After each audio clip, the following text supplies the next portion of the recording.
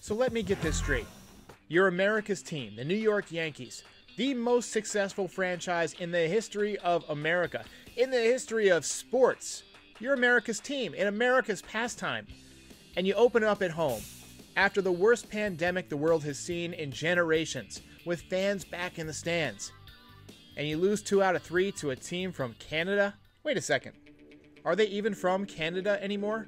Are they the Florida Blue Jays? Is a bluebird the same thing as a blue jay? Toronto bird? Does Florida even have Blue Jays?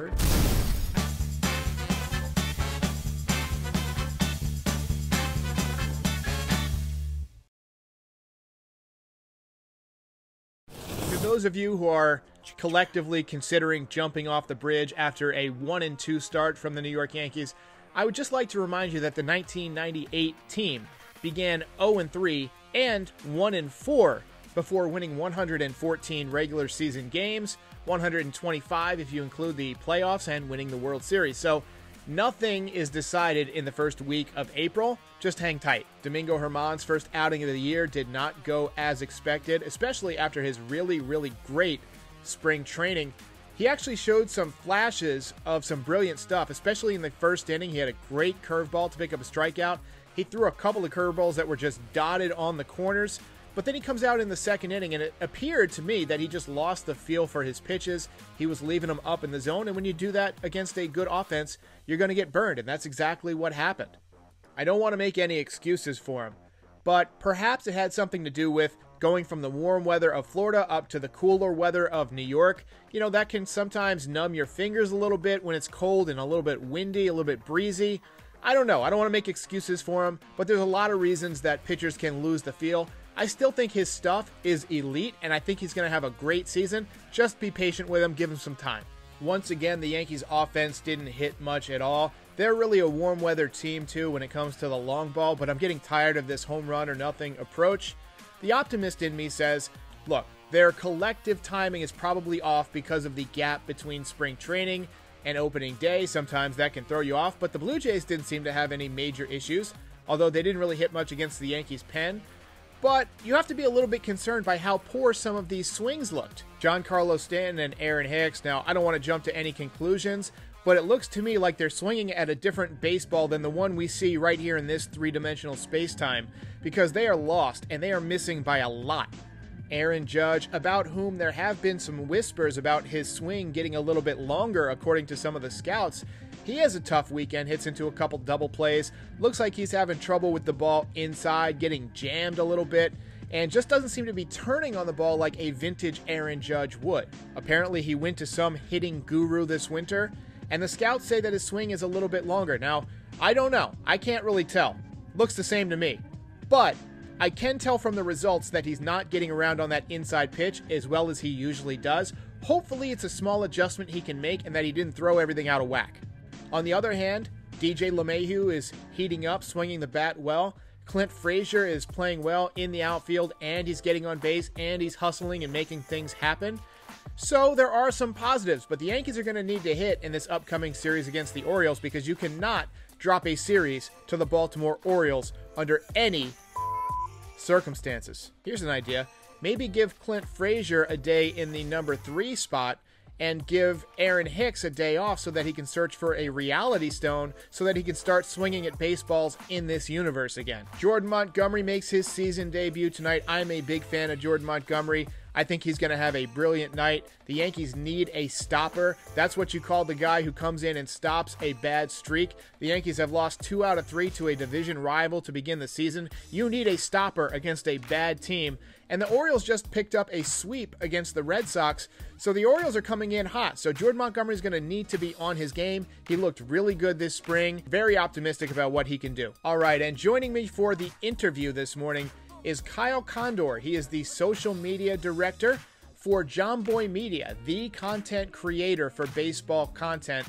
And obviously he works for Jomboy and Jake, the big guys. So I wanted to establish a working relationship between the two of our podcasts so that at some point we can maybe collaborate on something, maybe do a little bit of work together. I just think it would be great for the Yankees community overall. So here's Kyle Condor. What's your biggest takeaway from this opening series? Obviously didn't go the Yankees' way, but just watching it as a fan, what was your big takeaway? So it's funny because I'll be positive first. When you heard Zach Britton went down, Justin Wilson went down, or all this Chapman suspended, I envision this being a series where the Yankees hit well, the starters look good, and then they pass it over the bullpen, and that's where things get shaky. I didn't know whether we were going to win or lose. I just thought it was going to be shaky in that area. It ended up being the bullpen that was really, I want to say, the only bright spot, because Cole was good, Kluber was good, but the bullpen was the best thing the Yankees had going for them this whole weekend. I think I ran the stats after it was over. They had something like 15.2 innings, 1 earned run, like 1 walk. It was nuts, especially Mike King today. Johnny Loizaga was really good the whole time. So that was something positive. The negative stuff, obviously, I don't want to say obviously, but Aaron Judge was a little disappointing just because it's Aaron Judge and you expect him to be great every time he comes up to the plate. So when he does something wrong, you notice it more than you would notice like a Gio or Shella struggling, which he hasn't been that great. So Judge also came up in a lot of big spots. So the positive things, the bullpen, the negative takeaways, probably Aaron Judge himself. Yeah, coming out of spring training, a lot of the scouts were saying that Aaron Judge's swing was a little bit longer. There were a few articles about that. He kind of shrugged it off. To me, it didn't look any different just from watching on TV, but you can tell that he's getting jammed a little bit on the hard fastball in, and that reminded me of that 2018 issue he had where he didn't pull a home run for like 4 months.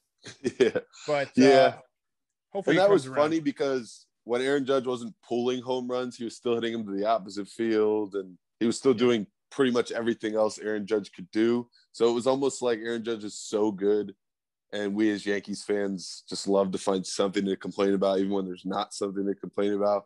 But this time it's a little worrisome because he's like only hitting singles, which there were a few of them in this series. And then today he hit the rocket that Marcus Semien went up and got. So if that lands, are we having a different conversation? Who knows? But yeah, I obviously listen to John Boy and Jake a lot because it's my job to do that.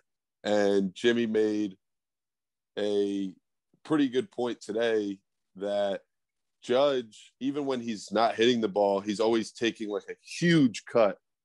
And it's like, okay, you're just waiting for him to connect. It's going to go over the fence. But in this series, he was taking some of those like Giancarlo, like Todd Frazier type, like just waving at like off-speed pitches as if he's trying to foul them off, but he just misses completely.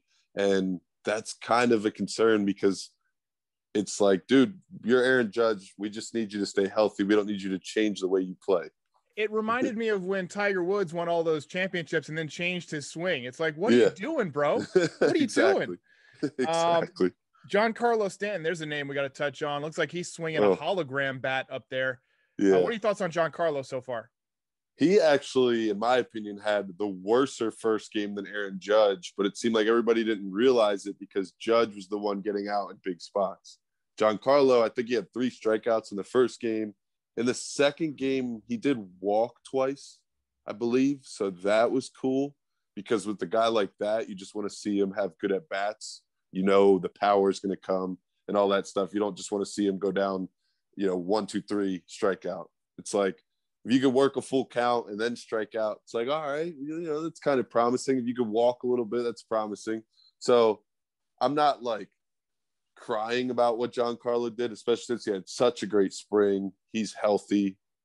It's just the off day today was like, dude, come on. Like, it seemed like Boone was making up some excuse and taking all the brunt of the decision, which, good on him. He's the manager. He's going to stand up for his players. It's amazing. But you can't really believe that today was like a rest day. And, it's because he can't play 5 days in a row, which was what Boone was quoted saying. It had to be something along the lines of either Judge wasn't feeling comfortable in the outfield, and obviously Giancarlo can't play the field, so they just picked Judge to DH over Giancarlo, or Giancarlo's hurt again, or he just was so fed up with himself. He was like, take me out of the lineup today. I don't know. We're 3 games in, so everything's an overreaction at this point. I'm not afraid to admit that, but it's anything those 2 guys do, we have every right to watch it under a microscope because it just seems like it's any moment before we lose either Giancarlo or Judge for a month. He was raking in spring training, and then you have these 4 days off before the season starts. He maybe loses his timing a little bit. He has some better at bats. He draws some walks, and you're thinking maybe he's seeing the ball a little bit better. He's going to start raking, and then he gets the day off. I would have liked to have seen him possibly pinch hit if Gleyber Torres got on in the ninth for Bruce. You know, I was thinking this feels like an opportunity for him to come up and maybe take a fastball and drive it over the right field wall. But hey, what are you going to do? Hopefully he turns it on against the Orioles. The Orioles hopefully will be batting practice for the next couple of days. Yeah. Maybe that'll get the Yankees going. Maybe, but they did just sweep the Sox, which that's a good thing. We'll take it. You know, who knows? Maybe the Orioles will be somebody we have to worry about come August, September, but you'd imagine that it would have been the Red Sox that are a team the Yankees might be battling with at the end, just because they're the Red Sox. Mm-hmm. And you kind of look at that lineup, it's like, okay, better than I thought. Chris Sale comes back, they're pretty good. So we're happy the Orioles swept them, but at the same time, now we have to play this team that's apparently kind of good. Again, it's just 3 games. Who knows? You also, the law of averages tells you that by the end of this series, the Orioles are probably 4-2 because the Orioles can't possibly start 6-0, right? Or 5-1 even. So who knows? Maybe the Yankees are the team that sweeps them, brings them back down to earth. But at the same time, if you act like these 3 games meant anything, it's like, well, the Yankees are going to face another good team in Baltimore. So we'll see. I mean, again, it's a lot of just hoping we see the same guys in the lineup over and over again. You know, we want to see that playoff lineup out there in the beginning. We don't want guys to get hurt. Those are the important things right now. So I hope tomorrow night, Judge and Giancarlo are in the lineup together again. What are you thinking about Clint Frazier so far? He's looked pretty good to me in the outfield, aside from that one ball he lost in the sun. And when that happened, every Yankee fan said, oh no, not again. But he made a couple of smooth plays today. He legs out the double. He takes third on the fly ball to center. I thought he was aggressive on the bases. He made a nice throw at one point. What are your thoughts on Clint Frazier? What do you expect out of him this year? Dude, the ceiling for him is first-time All-Star. The basement for him, I don't think is bad. Like, I think we have Clint Frazier, the guy we traded for, the guy we've been waiting for, and he's going to be in that Yankees lineup all season long if he's healthy. Like, I think he's going to be playing, regardless of whether he's an all-star or he's the 3rd best outfielder on the team, he's going to be playing well enough to just stick in the lineup, and he's going to be entertaining, man. You're going to get those awful looking like errors. You're going to get balls like today. There was the fly ball. He fielded down the right field line and he like fell all over the ground. And it's like, oh, can this guy just like field one cleanly? But you're right. He's making the plays. I don't think through a 162 game season, he's going to be a Gold Glove finalist again like last year. I think he kind of lucked into that. But man, he's entertaining. I hope he lives up to his potential, which, like I said, is all-star. But man, I'm so confident that he's just going to be somebody we feel comfortable having in left or right field all season long. One thing about Clint Frazier that strikes me is he seems to have a little bit of difficulty on the ball as he approaches one of the walls, because probably of the post-concussion, just being safe, don't want to crash into a wall. Rather, you know, a ball drops in for a double, then you bang your head on the wall and you're out for 6 months again. You know, so I've noticed it a few times, especially on those pop flies that are kind of drifting towards the right field stands. As he's going towards that ball, he seems to kind of be double checking a lot, slowing up maybe a little bit too early. He doesn't go full bore into those stands, but I do love how aggressive he's been on the bases, and I love his throwing arm. So hopefully he can have another solid year over 162. Kyle, thanks so much for joining me. John Boy Media, obviously the top dog in baseball content. It's been a pleasure talking to you. Hopefully I'll have you on again sometime. Would love to talk to Jimmy and Jake sometime. Put in a word, man. Yeah, dude, I definitely will. You're on my radar now, and like I said earlier, I talk to them a lot, so I'm sure your name will come up in conversation. If you enjoyed this video, please like and subscribe. It helps other Yankees fans find the channel.